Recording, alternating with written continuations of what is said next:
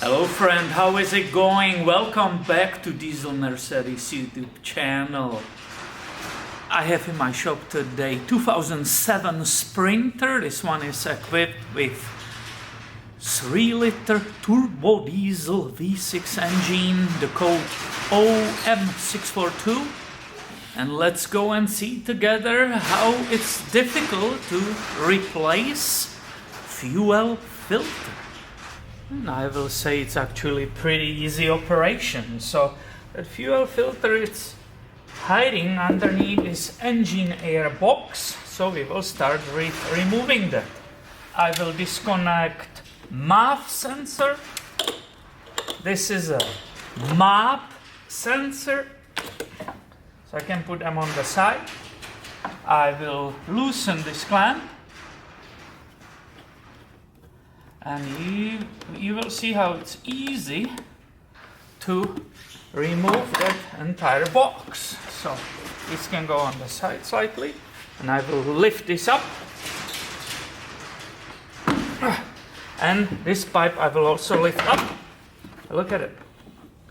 If I help do it tiny bit, it's all loose. And that gives us immediately the view of that engine fuel filter, the diesel fuel filter.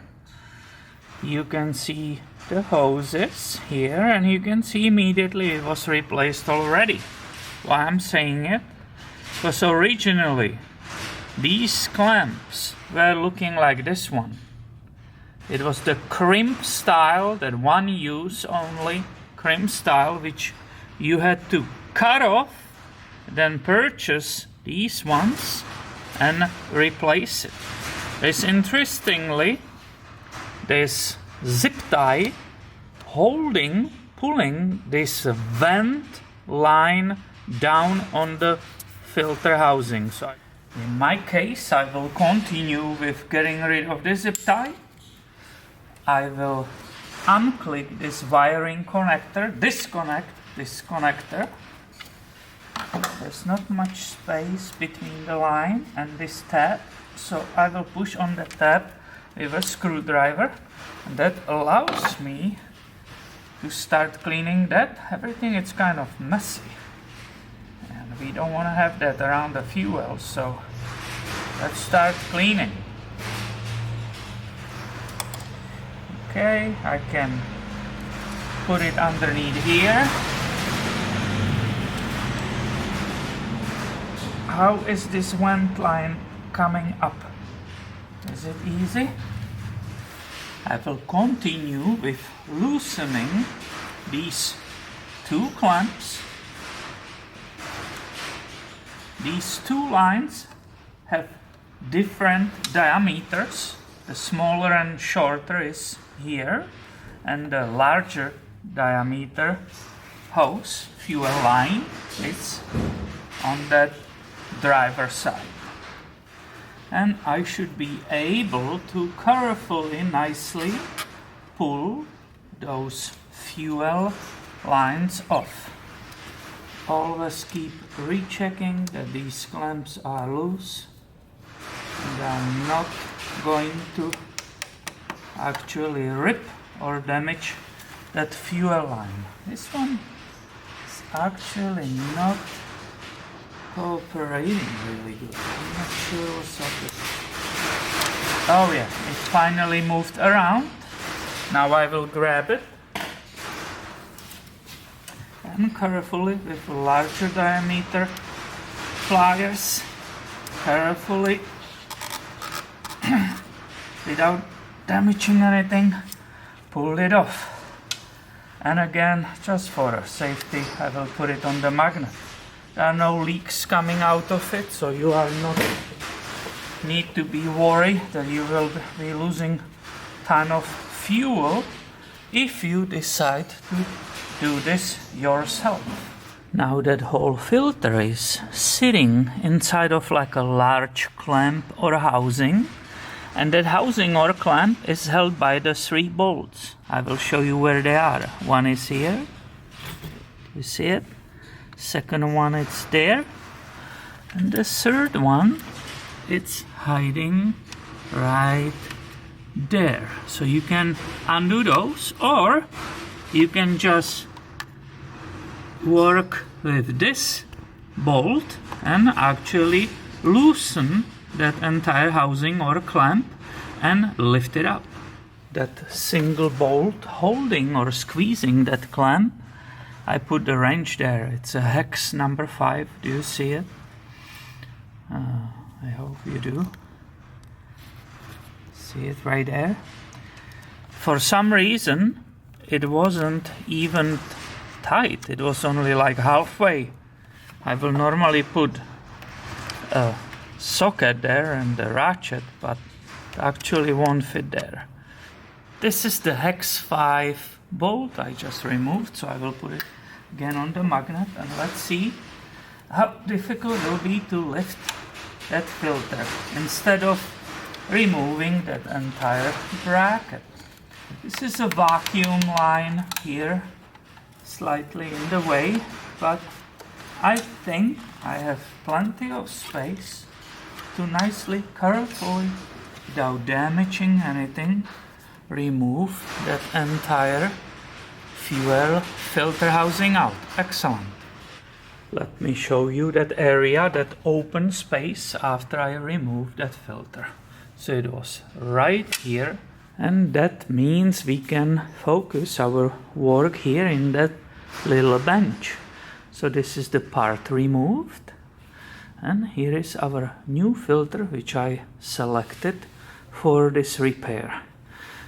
So let's go see what is in the box. This is that top part.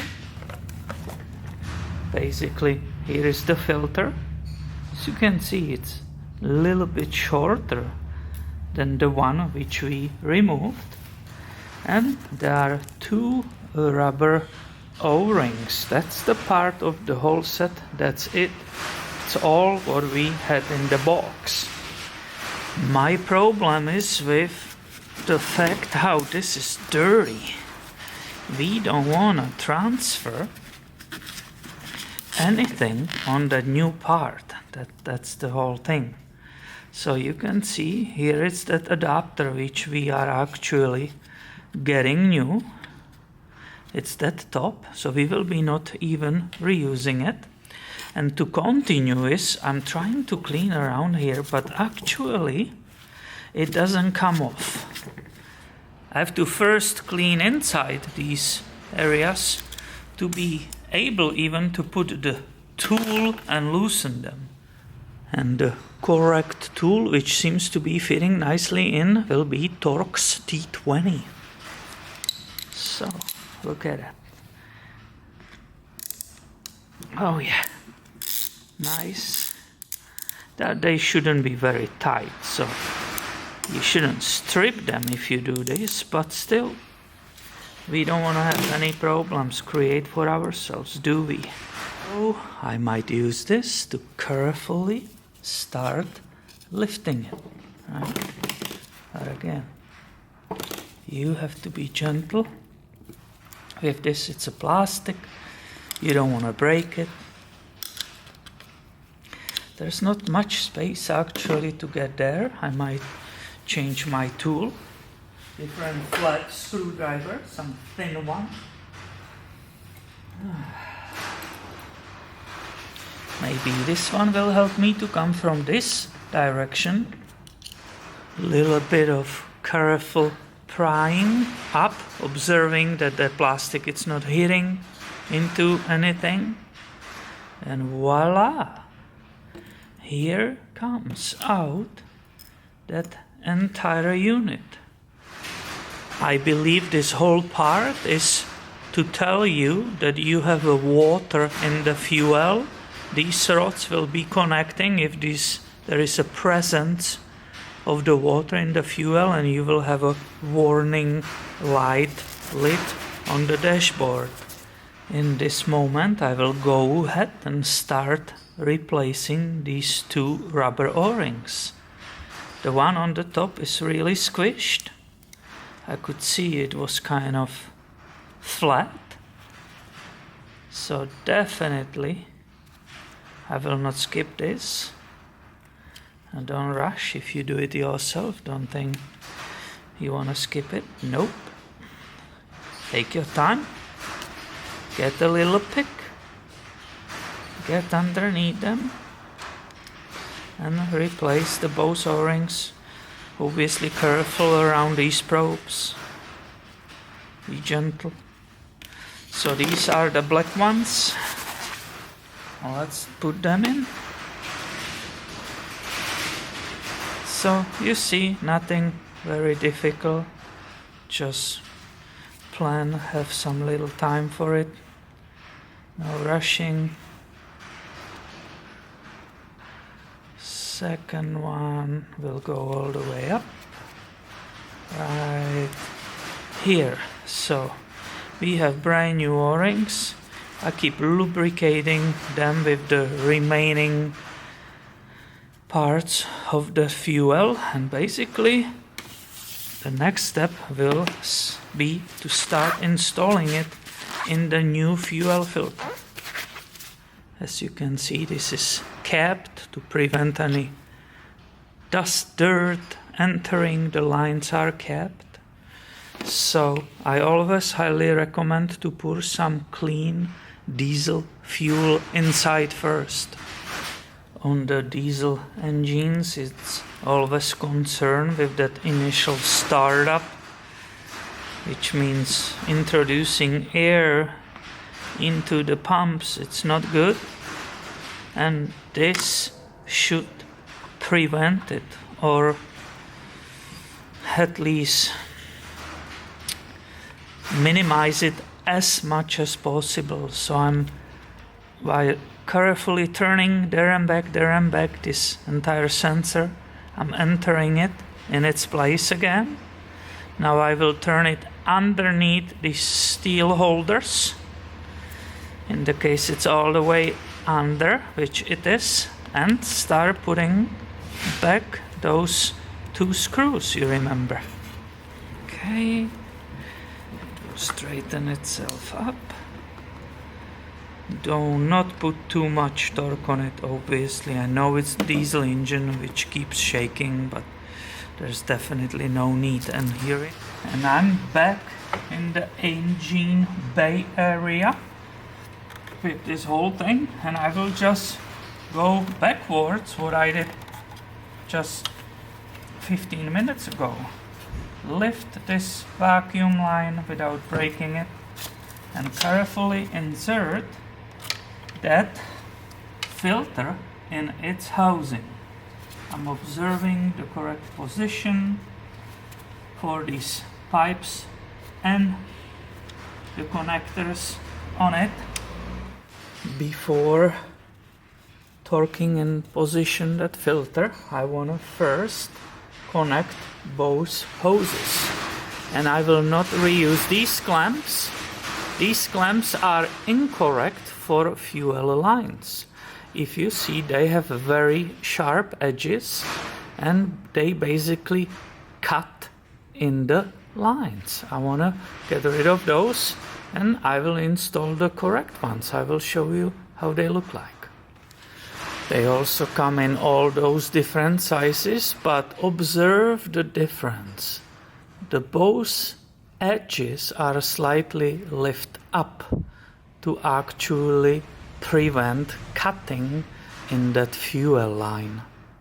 I started with the large fuel line, the one which is closer to the driver. I put that new clamp, and now the length of those fuel lines, they basically position that filter for themselves in the best possible orientation or position. So only after that I'm putting back these hex to tighten that clamp.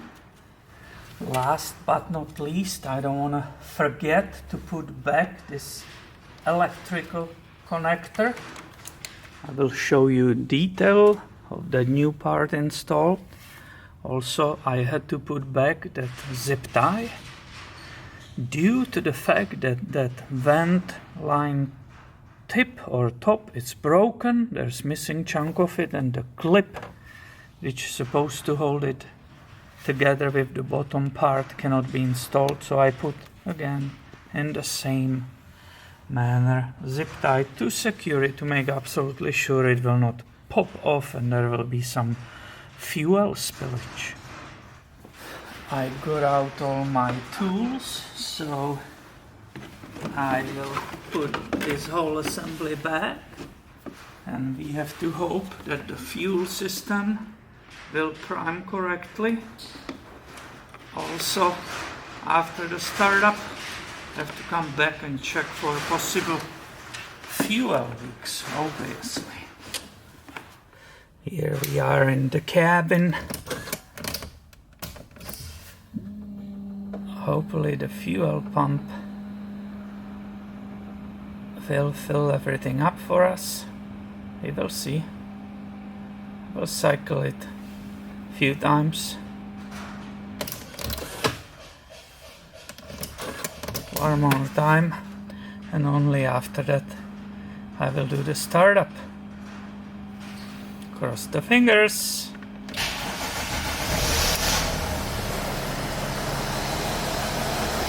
The engine's running good. Let's grab a light and check we don't have a shooting amounts of the diesel fuel all over underneath the hood. But if you look, everything seems to be absolutely awesome. I'm looking through all kinds of angles. Come on. See that? Right there. Definitely I don't smell any fuel, nor I see any fuel leak visually. Perfect.